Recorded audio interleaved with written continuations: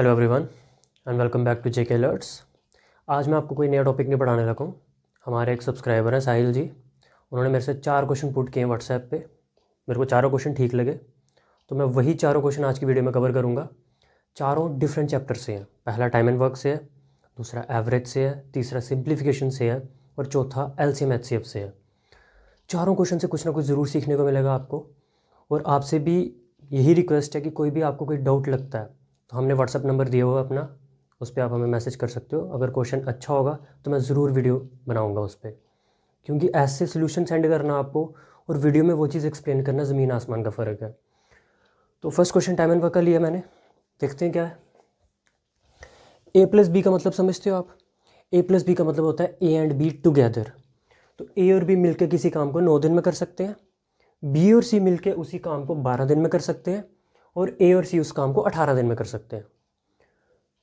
ए plus B भी पता है, बी प्लस सी भी पता है और सी प्लस ए भी पता है। तो जब ऐसा क्वेश्चन हो तो कुछ मुश्किल नहीं होता। फिर एंड में क्या पूछ रहा है कि ए अकेला कितने समय में करेगा। In how many days will A separately finish the same work. कोई दिक्कत नहीं, आराम से हो जाएगा। सबसे पहले जब सभी के डेज पता होते हैं तो हम क्या लेते हैं? एलसीएम। तो एलसीएम तो लेना ही है। ए प्लस बी, बी प्लस सी और ए प्लस सी। ए प्लस बी कर रहे हैं 9 डेज़ में, बी प्लस सी कर रहे हैं 12 डेज़ में और ए प्लस सी कर रहे हैं 18 डेज़ में। तीनों का एलसीएम कितना आ जाएगा? 36। तो जो एलसीएम होता है वो टोटल वर्क होता है। ये चैप्टर मैंने पढ़ाया हुआ है तो आपको इसमें ज़्यादा परेशानी नहीं आएगी। मैं ज़्यादा एक्सप्लेन भी नहीं करूँगा, मैं जस्ट इसका सोल्यूशन दे रहा हूँ, आप समझ जाओगे।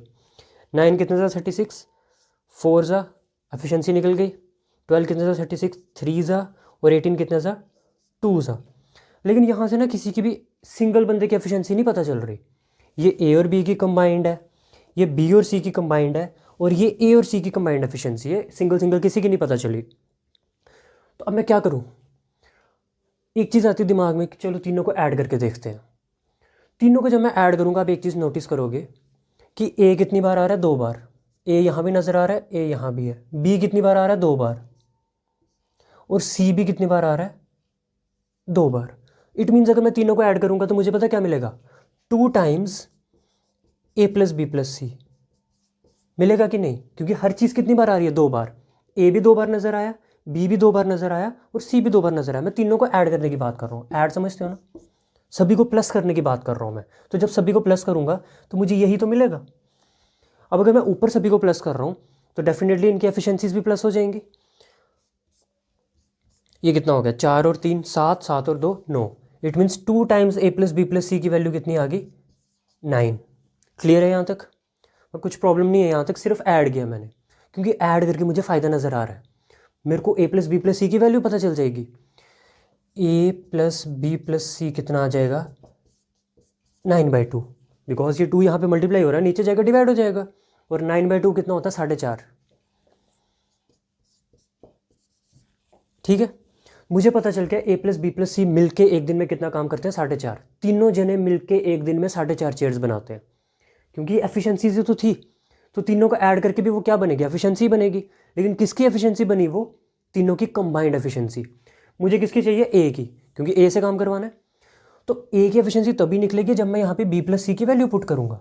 और बी प्लस सी की वैल्यू है मेरे पास। बी प्लस सी की वैल्यू ये है 3। बी प्लस सी की एफिशिएंसी है ना अपने पास 3, तो सीधी यहाँ पे मैं 3 रखूँगा तो ये इक्वेशन बन जाएगी ए प्लस 3 इज इक्वल टू 4.5। अब कोई भी बता देगा कि ए की वैल्यू कितनी आ जाएगी? 1.5। बिकॉज 3 में कितने जोड़ूँ कि 4.5 बन जाए? तो ए की वैल्यू 1.5 ही तो आएगी।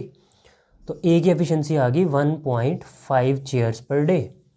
और जब ए की एफिशिएंसी पता है मुझे, टोटल वर्क पता है मुझे, तो क्या मैं ए का टाइम नहीं बता दूंगा? बहुत इजीली। तो time of A is equal to total work, जो कि कितना है? 36 डिवाइडेड बाय ए की एफिशिएंसी। ए की एफिशिएंसी कितनी है? 1.5। और आप जानते हो 1.5 को कैसे लिखा जा सकता है? 1.5 can be written as 3/2। Because 1.5 को पहले क्या लिखोगे आप? 15/10। 15/10 लिखोगे और फिर 5 के टेबल से काटोगे, 5 3 ज़ा 5 2 ज़ा। तो 1.5 कुछ नहीं होता, 3/2 होता है। तो 36 डिवाइडेड बाय 3/2, 3 1 ज़ा 3 12 ज़ा और ये वाला 2 ऊपर जाके मल्टीप्लाई हो जाता है, 12 2 ज़ा 24 डेज। तो ए पूरा काम खत्म कर देगा 24 दिन में, 24 दिन पहला ही ऑप्शन था। सिमिलरली वो ये भी पूछ सकते थे बी कितने समय में करेगा, तो तब आपने यहाँ पे बी प्लस सी की वैल्यू नहीं डालनी थी, तब आपने यहाँ पे ए प्लस सी की वैल्यू डालनी थी, और ए प्लस सी की वैल्यू कितनी थी 2। तो जब ए प्लस सी की वैल्यू 2 आती तो बी ऑटोमेटिकली कितना आ जाता है 2.5। तो फिर हम 36 को डिवाइड कर रहे होते 2.5 से, तब भी आंसर आ जाता है इजीली। वो आपसे ये भी पूछ सकता था सी अकेला कितने समय में करेगा, तो तब आपने किसकी वैल्यू डालनी थी ए प्लस बी की। ए प्लस बी की वैल्यू कितनी है 4, जब 4 डालते तो सी की एफिशिएंसी आ जाती 0.5। तो सी की एफिशिएंसी जब 0.5 आ गई तो 36 चेयर बनाने में वो 72 डेज लेगा। तो आप तीनों के डेज निकाल सकते हो। मेथड यही रहेगा कि जब मेरे को ए प्लस बी पता हो, बी प्लस सी पता हो, ए प्लस सी पता हो, तो तीनों को क्या कर देना होता है, ऐड कर देना होता है। तीनों को ऐड करोगे तो ए प्लस बी प्लस सी नहीं बनेगा, बनेगा 2 times A plus B plus सी, क्योंकि हर चीज़ कितनी बार आ रही है, 2 2 बार। ये मैंने आते ही बता दिया, तीनों को ऐड करने से 2 times A plus B plus सी बनेगा। तो नीचे वाले 3 भी ऐड हो जाएंगे, ये ऐड करके 9 बन रहा था। तो मुझे 9 से कोई मतलब नहीं है, क्योंकि ये 2 नीचे जाएगा। मेरे लिए इंपॉर्टेंट क्या 4.5। तो ए प्लस बी प्लस सी की कंबाइंड एफिशिएंसी आ गई 4.5। 4.5 तीनों की एफिशिएंसी है। मुझे ए चाहिए, तो मैं किसी तरह बी प्लस सी को ख़त्म करना चाहता हूँ, तो मैंने बी प्लस सी की वैल्यू डाल दी 3। बी प्लस सी की वैल्यू 3 डालने पे ए की एफिशिएंसी आ गई 1.5। ए एक दिन में 1.5 कुर्सी बनाता है, 36 बनाने में 24 दिन लेगा। नेक्स्ट क्वेश्चन पे मूव करते हैं, क्योंकि डाउट सेशन में मैं बहुत ज़्यादा टाइम नहीं लूँगा, खासकर टाइम एंड वर्क में तो नहीं लूँगा, क्योंकि ये चैप्टर मैंने पढ़ाया, बहुत अच्छे से पढ़ाया, 7 वीडियोस लिए मैंने इस चैप्टर के लिए। तो अगर अभी भी इसमें डाउट आ रहा है तो प्रॉब्लम है, डाउट आना नहीं चाहिए इस चैप्टर में आपको। अब ये क्वेश्चन है एवरेज चैप्टर से, पढ़ाना मैंने एवरेज तरीके से पूरा, लेकिन इस क्वेश्चन से आपकी काफ़ी चीज़ें क्लियर हो जाएंगी। क्वेश्चन पढ़ते हैं। The average of 5 consecutive numbers A B C D and E is 48। What is the product of A and E. क्या बोल रहा है वो कि 5 लगातार नंबर है, कंसेक्यूटिव होते हैं लगातार, विदाउट गैप, जैसे 1 2 3 4 5। These are 5 consecutive numbers without gap, लगातार संख्याएं। तो 5 लगातार नंबर है, वो कुछ भी हो सकते हैं, नाम मतलब अल्फ़ाबेट्स जो भी दिए उससे कोई फ़र्क ही नहीं पड़ता। वो ए बी सी डी ई हो सकते हैं, वो P Q R S T हो सकते हैं, उससे कोई मतलब नहीं है। मेन चीज़ है कि उन पाँचों का एवरेज दिया है मुझे 48, मेरे लिए एवरेज मैटर करता है। मेरे से पूछ रहा है what is the product of A and E, मतलब वो कह रहा है कि पहले नंबर और आखिरी नंबर का प्रोडक्ट बताओ। प्रोडक्ट होती है मल्टीप्लिकेशन, तो पहले और आखिरी का प्रोडक्ट तो मैं तब बताऊंगा जब मुझे पता होगा पहला और आखिरी नंबर है क्या। तो सबसे ज़्यादा इस क्वेश्चन में जो इम्पोर्टेंट वर्ड है that is consecutive. Consecutive means लगातार, और लगातार जब कुछ नंबर्स होते हैं तो उनमें एक पैटर्न बन रहा होता है। जैसे इस चीज़ को मैं एक्सप्लेन करता हूँ, एक एग्जांपल से समझते हैं पहले। जैसे कोई भी लगातार नंबर ले लेते हैं, हम कहीं से भी शुरू कर लेते हैं, मान लेते हैं 3 4 5 6 7। क्या ये 5 लगातार नंबर हैं? बिल्कुल है, 1 2 3 4 5, और लगातार भी हैं, मतलब किसी में गैप तो नहीं नज़र आ रहा आपको। 3 के बाद 4 ही आता है, 4 के बाद 5 ही आता है, 5 के बाद 6 ही आता है, और 6 के बाद 7 ही आता है। तो दीज आर कंसेक्यूटिव नंबर्स, हैं भी 5 ही हैं जितने क्वेश्चन ने डिमांड किए हैं। मेरे को कि बोले इनका एवरेज निकालो, तो मैंने छोटी क्लासों में पढ़ा एवरेज कैसे निकालते हैं, sum of observations divided by number of observations. तो मैं एवरेज कैसे निकालता, अगर मान लो मैंने कॉम्पिटिटिव की तैयारी नहीं की है, मेरे को बेसिक मेथड आते हैं सिर्फ, तो मैं इसका एवरेज कैसे निकालता, मैं बोलता 3 + 4 + 5 + 6 + 7, सम ऑफ ऑब्जर्वेशन हो गया, divided by number of observation, कि ये ऑब्जर्वेशन है कितनी, तो ये 5 ही हैं। तो मेरा आंसर क्या आ जाता, 3 और 4 7, 7 और 5 12, 12 और 6 18, 18 और 7 25। तो 25/5 कितना होता है, 5। तो मेरा एवरेज 5 आ जाता।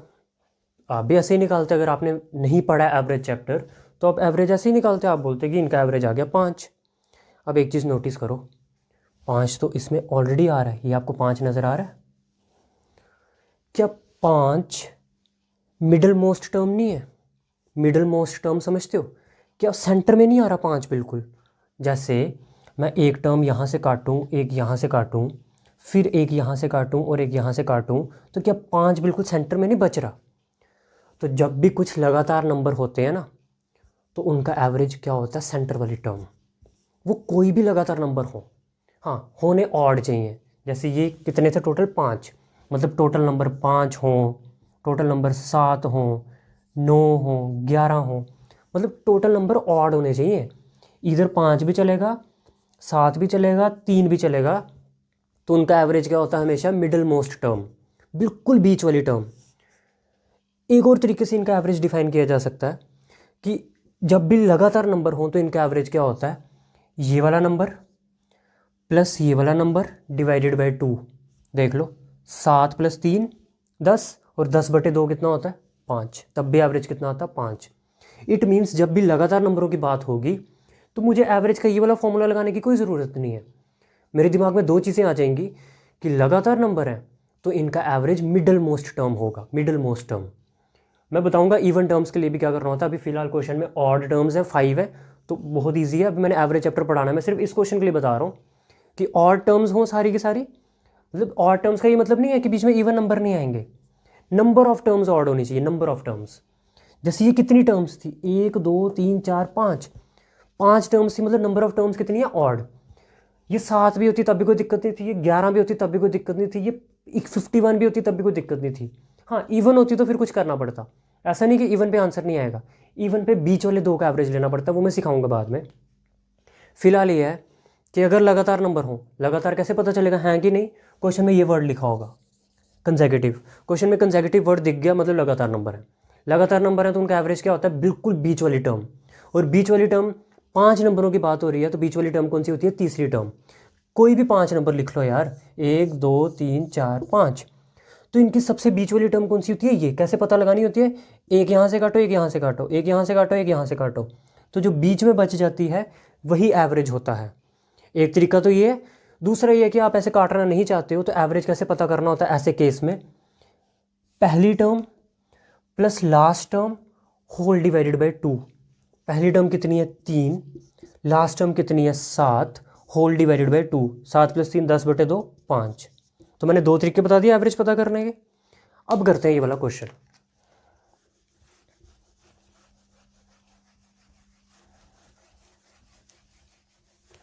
मुझे क्वेश्चन में पता है मेरे पास कितने नंबर हैं 5, तो मैं 5 सर्कल बना देता हूँ।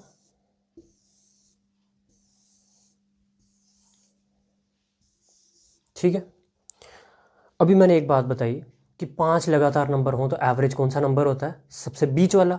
और आप जानते हो सबसे बीच में कौन सा नंबर आ रहा है, ये वाला, यही तो है सबसे बीच वाला। थर्ड नंबर ही बीच वाला नंबर होता है। और बीच वाला नंबर क्या रोल प्ले करता है, बीच वाला नंबर एवरेज होता है। यही चीज़ मैंने समझाई अभी कि 5 लगातार नंबर हों तो एवरेज कौन होगा, मिडल मोस्ट टर्म। तो इट मीन्स ये वाला नंबर एवरेज होगा। और मुझे पता है एवरेज 48 है, इट मीन्स ये नंबर 48 है। और अगर ये नंबर लगातार है तो फिर तो मेरे सारे के सारे नंबर निकल गए। 48 के बाद क्या आता है 49, 49 के बाद क्या आता है 50, 48 से पहले क्या आता है 47, 47 से पहले क्या आता है 46। तो क्या ये 5 लगातार नंबर नहीं है, डेफिनेटली है। इट मीन्स मैंने ए भी निकाल लिया, मैंने बी भी निकाल लिया, मैंने सी भी निकाल लिया, डी भी पता है मुझे ई भी पता है। मेरे से वो जो मर्जी पूछ ले। मेरे से क्या पूछ रहा है वो, ए और ई का प्रोडक्ट। वो कह रहा है ए × ई निकाल दो। तो ए कितना आ गया 46, ई कितना आ गया 50। 46 × 50, जब भी ऐसा आ जाए तो क्या करना है आपको, 50 को लिखना है 100/2। 50 को 100/2 लिखना गलत तो नहीं है। 100 को 2 से डिवाइड करो 50 ही बनता है। इससे फ़ायदा क्या होता है कि 2 से आप 46 काट लोगे, 2 1 ज़ा 2 23 ज़ा, और 23 को 100 से मल्टीप्लाई करोगे 2300 आंसर आ जाएगा आपका। कैलकुलेशंस को आसान बनाना है। मुझे पता है 46 × 5 230 होता है, कोई दिक्कत नहीं है। लेकिन अगर आपको ऐसी कैलकुलेशन आ जाए कि 5 से मल्टीप्लाई करना है, किसी से भी करना है, कोशिश करो कि यहाँ 100 या 10 बन जाए। तो मैंने बना दिया 100, नीचे 2 आ गया, 2 से मैंने 46 काट लिया, तो 23 × 100 2300 आंसर है इस क्वेश्चन का। कुछ भी नहीं करना था, एवरेज क्वेश्चन में दिया हुआ था 48। अब एवरेज तो दिया है बट मैं एवरेज का क्या करूँ, तो मुझे पता चला ये 5 लगातार नंबर हैं। 5 लगातार नंबर हैं तो इनका एवरेज तीसरा नंबर होगा, क्योंकि 5 लगातार नंबर में एवरेज होती है मिडिल मोस्ट टर्म, और मिडिल मोस्ट टर्म बनती है तीसरी टर्म। तीसरी टर्म 48 है तो चौथी 49 होगी, पाँचवीं 50 होगी और लगातार नंबर हैं तो इससे पिछले वाली 47 होगी और ये 46 होगी। मेरे से प्रोडक्ट मांगा था पहले का और आखिरी का, तो मैंने 46 को 50 से मल्टीप्लाई किया, 23 आंसर आ गया। तो आई होप इस क्वेश्चन को सीख के आप बहुत सारे एवरेज के क्वेश्चन इस टाइप के कर पाओगे और ऐसा क्वेश्चन आपके एग्जाम में बिल्कुल बन सकता है, क्योंकि ये क्वेश्चन आसान तो है बट ये बात सभी को पता ही नहीं है कि ऐसा कुछ भी होता है। हमने तो एवरेज का वही फॉर्मूला पढ़ा हुआ है, sum of observation upon number of observation. ये चीज़ें हमें कहाँ पता है कि ये एपी बन रहा है। मैं बताऊंगा आपको एपी क्या होता है, सब चीज़ें पढ़ाना मैंने एवरेज में, बट हो सकता है कि आपके एग्ज़ाम के बिल्कुल पास जाके मैं एवरेज पढ़ाऊँ, तो तब तक आप में इतनी पेशेंस कहाँ है। आप लोगों को सब चीज़ें एक ही रात में चाहिए, वो पॉसिबल नहीं है। बट हाँ, मैंने पढ़ानी है, सब चीज़ें पढ़ानी है। और जिनका जूनियर असिस्टेंट का एग्ज़ाम है वो तो बेफिक्र रहो, प्रॉफिट लॉस की डिमांड है ना आपकी, तो प्रॉफिट लॉस जैसा मैं पढ़ाऊँगा ना ऐसा कोई नहीं पढ़ाता, but just wait for that. पहले टाइपिंग है आपकी, पहले टाइपिंग निकालने योग्य तो बन जाओ। टाइपिंग निकालने के बाद भी 1 महीने का समय है आपके पास, और टाइपिंग भी मार्च अप्रैल में है यार, अभी क्या दिक्कत है, अभी फरवरी चल रहा है। आपका पूरा सिलेबस कंप्लीट हो जाएगा, पेशेंस रखो। मैं भी मेहनत कर रहा हूँ, कपिल भाई भी मेहनत कर रहा है, सिर्फ मेरे से मत पढ़ो, उससे भी पढ़ो, वो भी अच्छा पढ़ाता, तभी वो मेरे प्लेटफॉर्म पे पढ़ा पा रहा है। ऐसा नहीं कि हम किसी को भी बोलते हैं कि आ जाओ पढ़ाओ, किसी बंदे में क्वालिटी होती है तभी वो पढ़ा रहा है। हाँ, बोर्ड शेकिंग की प्रॉब्लम थी थोड़ी, वो भी अब रेक्टिफाई हो चुकी है। कंटेंट देखो भाई, मन में ये मत ब्लॉकेज बना दो कि मुझे जतिन सर से ही पढ़ना है। जो बंदा जेके अलर्ट्स पे पढ़ा रहा है, it means he has some authenticity, उसके पास कुछ कला है, कुछ टैलेंट है, तभी पढ़ा रहा है। अदरवाइज़ कितने सारे टीचर हम किसी को भी बोल देंगे पढ़ा दो, तो वो जीके भी प्रोवाइड कर रहे हैं, वो रीजनिंग भी प्रोवाइड कर रहे हैं और वो मैथ के लेक्चर भी प्रोवाइड कर रहे हैं। He is doing more hard work than me, so why not appreciate him for that. आप उनकी वीडियो के नीचे कमेंट करते हो कि जतिन सर कहाँ हैं। अरे हम कहीं नहीं जा रहे, मैं आपको जो चीज़ें देनी है वो तो देनी है, लेकिन क्या है कि 28 को एग्ज़ाम है आपका, 27 को एग्ज़ाम है आपका, तो हम चाहते हैं कि 9-10 दिन जो बचे हम दोनों जनों से फ़ायदा लो ना। आप क्यों ऐसे दिमाग में बना के रखा कि नहीं इसी बंदे की वीडियो देखनी है, इसकी नहीं देखनी। ऐसा भेदभाव मत करो। अगर उसकी वीडियो में कोई गलती नज़र आती है वो मुझे बताओ, ऐसा नहीं हो सकता। नेक्स्ट क्वेश्चन पे मूव करते हैं। अब ये सिंप्लीफिकेशन का क्वेश्चन है, कुछ हार्ड क्वेश्चन तो नहीं है, बट हो सकता है आपने अगर नहीं किया हुआ तो आपको ये परेशानी कर सकता है। जब भी ऐसा क्वेश्चन आ जाए जो नीचे नीचे ऐसे लेंथी होता जा रहा है, तो इस क्वेश्चन को हमेशा नीचे से सॉल्व करना है, ऊपर की तरफ। ऊपर से नीचे को नहीं सॉल्व होते ऐसे क्वेश्चन, ऐसे क्वेश्चन नीचे से ऊपर की तरफ सॉल्व होते हैं। तो सबसे पहले मैं क्या कर सकता हूँ इस क्वेश्चन में, मैं ये छोटी ब्रैकेट सॉल्व कर सकता हूँ, 1 + 1/2। तो 1 + 1/2 अलग से सॉल्व करेंगे, जो उसका आंसर आएगा वो यहाँ पे 1 + 1/2 की जगह रिप्लेस कर देंगे। तो 1 + 1/2 क्या होता है, 2 LCM आ जाएगा, क्योंकि 1 के नीचे कुछ नहीं है तो 1 के नीचे 1 माना जाता है। 2 LCM अगर 2 / 1 is 2, 2 × 1 2 + 1 which is equal to 3/2। It means 1 + 1/2 की जगह क्या लिखा जा सकता है, 3/2। और 1 + 1/2 क्या होता है, 1.5। एक में आधा प्लस करो तो 1.5, और 1.5 को 3/2 ही तो लिखते हैं। तो इसको पूरे को हटाओ और इसकी जगह 3/2 लिखो। अब ब्रैकेट का मतलब क्या होता है, मल्टीप्लाई, और 1 को मल्टीप्लाई करना 3/2 से। 1 को जिस मर्जी नंबर से मल्टीप्लाई करो वही नंबर आता है। 1 × 4 करो 4 आता है, 1 × 6 करो 6 आता है, तो 1 × 3/2 करो तो 3/2 आएगा। तो यहाँ रह गया सिर्फ 3/2। अब और ऊपर चलो, अब हमें इस पूरे का आंसर पता करना है, फिर इसके साथ प्लस कर पाएंगे इसको। तो 1 समथिंग का मतलब होता है रेसिप्रोकल। अगर मैं आप बोलूँ 1/1 + 2, तो इसको कैसे लिखते हैं, इसको लिखते हैं 1 × ये 1 अपनी जगह, डिवाइड की जगह बन जाता है मल्टीप्लाई, और जो चीज़ डिनोमिनेटर में होती है वो रिवर्स हो जाती है, उसका रेसिप्रोकल हो जाता है। 1/2 चेंजेस इनटू 2/1, तो इसका आंसर क्या आ जाएगा, 2। सेम चीज़ हम इसके साथ करेंगे। ये क्या लिखा हुआ है, 1/3/2, तो 1 की जगह 1, डिवाइड की जगह मल्टीप्लाई, और 3/2 का क्या बन जाएगा, 2/3। तो 1 × 2/3 क्या होता है, 2/3। तो इट मीन्स ये पूरा हटाओ और इसके क्या लिख सकते हो, 2/3। और वैसे भी 3/2 का रेसिप्रोकल 2/3 ही होता है। रेसिप्रोकल समझते उल्टा कर देना होता है। और 1 का मतलब ये है कि उसको रिवर्स कर दो, तो 3/2 को रिवर्स करोगे 2/3 तो बनेगा। तो ये सारा हटाओ और इसकी जगह क्या रह गया अब, 2/3। अब 2/3 तो ठीक है, 2/3 के साथ क्या ऐड हो रहा है, 1, फिर जाके इसका रोल होगा। डायरेक्टली नहीं मैं 2/3 को इसके साथ ट्रीट कर सकता, अभी इसमें 1 प्लस करना है। तो अब इसको पूरे को ख़त्म करोगे, 1 + 2/3 क्या होता है, तो 1 + 2/3 निकाल देंगे। 1 के नीचे कुछ नहीं है तो 1 मानो। 1 और 3 का एलसीएम क्या होता है 3। जब एलसीएम 3 आ गया 3 divided by 1 3, 3 plus 3 into 1 3 plus 2 which is equal to 5/3। तो ये पूरा हटाओ, 1 प्लस 2/3 कुछ नहीं होता 5/3 होता है। जब 3 1 3 प्लस 2 5/3, तो ये पूरा हटा दो और इसकी जगह क्या बन जाएगा 5/3। अब फिर इस पूरे को ख़त्म करो तभी तो ये 1 में प्लस हो पाएगा। तो अब आप जानते हो 1 अपॉन का मतलब है रेसिप्रोकल, और 5/3 का रेसिप्रोकल होता है 3/5, क्योंकि 5/3 का उल्टा क्या होता है 3/5 ही तो होता है। तो ये पूरा हटाओ और इसकी जगह क्या रह जाएगा 3/5। अब 1 प्लस 3/5 है तो 5 एलसीएम आ जाएगा, 5 1 जा 5, 5 प्लस 3 8/5। इसको आप सॉल्व कर सकते हो, कुछ मुश्किल नहीं है। जिसके नीचे कुछ नहीं होता उसके नीचे 1 होता है, दोनों का एलसीएम 5 आ जाएगा। 5 डिवाइडेड बाई 1 5, 5 इंटू 1 5, 5 प्लस 3 8/5, तो ये आ गया 8/5। अब इसको सॉल्व करेंगे फिर इसमें 1 प्लस कर पाएंगे। तो 1 अपॉन का मतलब रेसिप्रोकल, और 8/5 का रेसिप्रोकल क्या होता है 5/8। 8/5 को उल्टा करना है ना, तो ये सारा खत्म होकर क्या बन गया 5/8, और 5/8 में 1 प्लस करना है। तो 1 प्लस करने का क्या मतलब है वही इसके नीचे 1 मान लो, दोनों का एलसीएम क्या आ जाएगा 8, दोनों का एलसीएम आ गया 8। 8 divided by 8 1, 1 into 5 5, plus 8 divided by 1 8, 8 into 1 8, 8 plus 5 13/8। 13/8 कौन सा ऑप्शन है सेकंड ऑप्शन। तो कुछ नहीं होता है, नीचे से चलो ऊपर की तरफ इजीली सॉल्व हो जाता है, लेकिन हाँ स्टेप बाय स्टेप चलना है, जल्दबाजी नहीं करनी इस क्वेश्चन में। अब यही क्वेश्चन मैं आपको दोबारा करके देता हूँ। मैं कैसे करता पेपर में, मैं इतना सब नहीं करता, ये सब तो सॉल्व करने की ज़रूरत ही नहीं है। अब ये क्वेश्चन मुझे एग्जाम में करना होना तो मैं देखो कैसे करूँगा।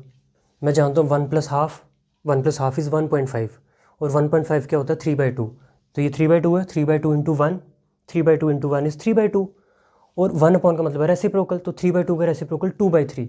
तो ये पूरी टर्म क्या बन चुकी है 2/3। तो मैं पूरे को रिप्लेस करूँगा and I will write 2/3 here. अब 2/3 में 1 ऐड करना है तो दिस विल बिकम 3 प्लस 2 5/3। तो यहाँ रिप्लेस करके लिख दूंगा 5/3। 1 अपॉन 5/3 मतलब 5/3 का रेसिप्रोकल 3/5। तो इसको रिप्लेस करूँगा सारे को और यहाँ आ जाएगा 3/5। फिर 1 के साथ ट्रीट करना है इसको, तो 1 ऐड हो रहा है, तो 5 प्लस 3 8/5। 1 अपॉन 8/5 मतलब 8/5 का रेसिप्रोकल, 8/5 का रेसिप्रोकल 5/8। तो आ जाके क्या बचा मेरे पास 5/8 प्लस 1, तो 8 वहाँ चला जाएगा, 8 और 5 13/8। मतलब विद इन सेकेंड से क्वेश्चन हो जाता है। वो तो मैंने आपको समझाने के थोड़ा लेंथी किया कि एक एक चीज़ सॉल्व की, इतना आपको दिमाग में करना पड़ेगा if you want to qualify the exam. Last question करते हैं, एलसीएम का क्वेश्चन है। वो मुश्किल क्वेश्चन नहीं है, लेकिन मैं बताना चाहता हूँ देखो आप देख के कैसे सॉल्व कर सकते हो उस क्वेश्चन को।